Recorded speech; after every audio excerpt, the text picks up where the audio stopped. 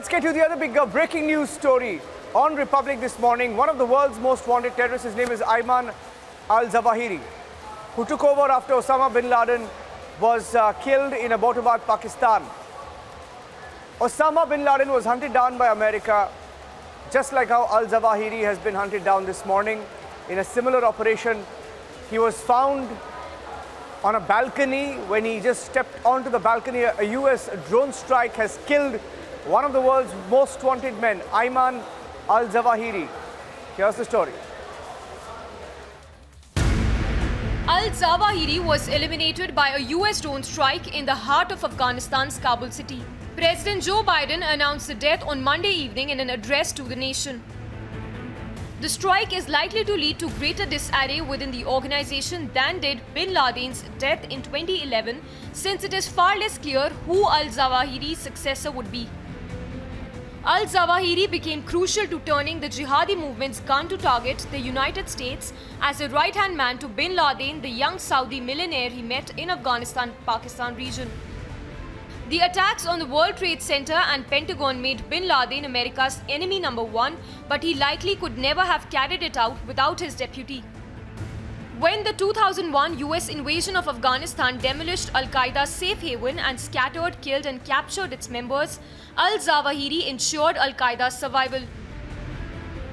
Al-Zawahiri rebuilt its leadership in Afghanistan-Pakistan border region and installed allies as lieutenants in key positions. Al-Zawahiri also became the movement's public face, putting out a constant stream of video messages while bin Laden largely hid. Al-Zawahiri picked ideological fights with his critics within the jihadi camp, pointing his finger, scolding in many of his videos.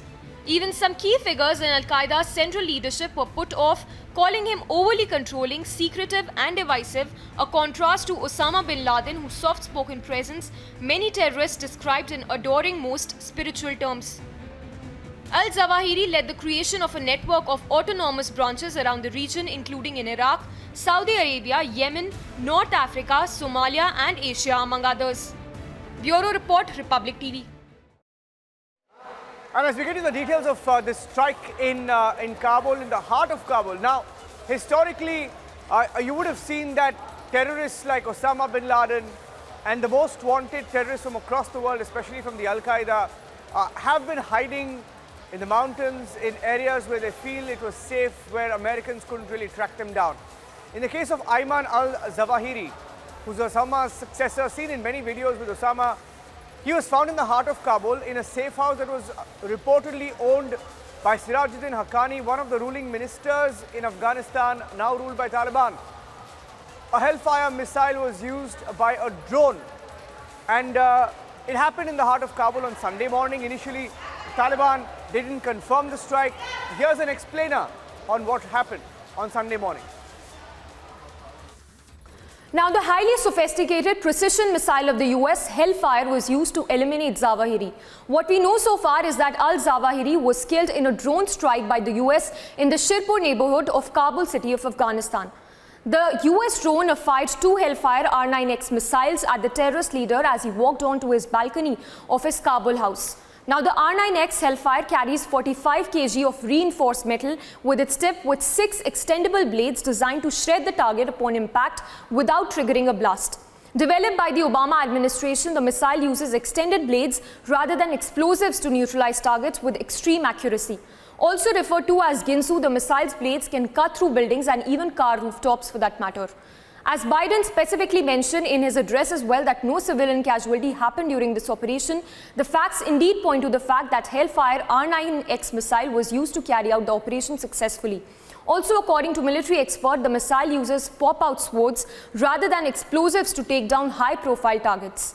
The missile is improvised over standard Hellfire with kinetic warhead and pop-out blades instead of an explosive. The Hellfire missiles are air-to-ground, laser-guided, subsonic missiles with significantly anti-tank capacity as well. The Hellfire, the missiles have several variants as well, depending on its warhead, guidance system and its physical variations. The missile is called Flying Ginsu because it is intended to reduce collateral damage when aiming at specific human targets. To sum it all, the 6-blade Ninja missile is used to mince terrorists without triggering a blast and resulting in civilian casualties. And while we stay with the coverage of Ayman al-Zawahiri, Republic was the first global network to get a report from the site Sherpur Square, where this safe house was located. Our correspondent Zabi reported from the heart of Kabul, close to the safe house. He sent us the first videos, sent us a report from Kabul. I'd like to play out some of those reports that Zabi sent us. He was at a vantage point at the Sherpur Square, giving us a bird's eye view of the area where Ayman al-Zawahiri, Osama bin Laden's successor, was hiding. Here's that report. Here near the Sherpur place where the drone strike was done by the American forces on Sunday around early morning, around 6 a.m. So here and around 1 kilometer, no single person is allowed to go there. So I'm finding a place where I can show you the targeted house, and I will try. So you can see the back of the place where this is called the Sherpur place, and here is the drone strike was done. You can see at the back of that tall building that there was a drone strike done. So here in Kabul, especially around Sherpur place, there is not a normal situation, and anything is not normal.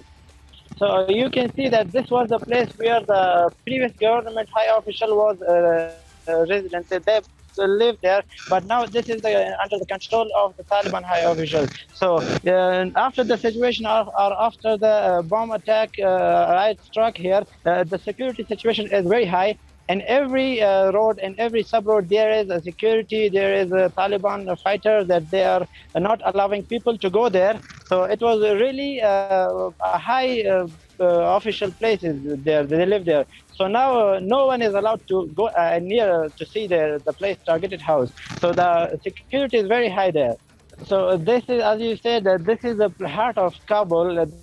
This is a place where a lot of ministries are located here. The presidential palace, or we can say is here near around 1 kilometer or little there from here. And also a lot of embassies, Turkish embassies, Pakistan embassies, embassy of US, and other embassies are here. So this is the place where you cannot say anything that they don't know he was hiding here, or because this is the place where the high officials, as I indicated in my previous talk. This is the obvious support for them, because U.S. said that President Biden said that they have killed this organization's leader, and they are denying that. So if they're denying that, so it means that they support the situation. Yes, as tweeted by the Zabihullah Mujahid, the spokesperson of Taliban, tweeted morning today. They said that this is against the agreement between the Afghan government, or the Taliban government, and the American officials. He said that this agreement is American is violating this agreement, because they said that they will not ice stroke or they will not damage the Taliban government, but they are now doing that. So he did not name any casualties here, but just they said that this is why the Americans are violating the agreement at the heart of Kabul. Yes, there were a lot of other targets too. Besides this airstrike, there was another bomb blast in Casino Place. There was another one in Dimazan. That was Zabi reporting for Republic TV from Sherpur in Kabul, where the attack took place, the location where Ayman al-Zawahiri was found by America and was killed in a drone strike.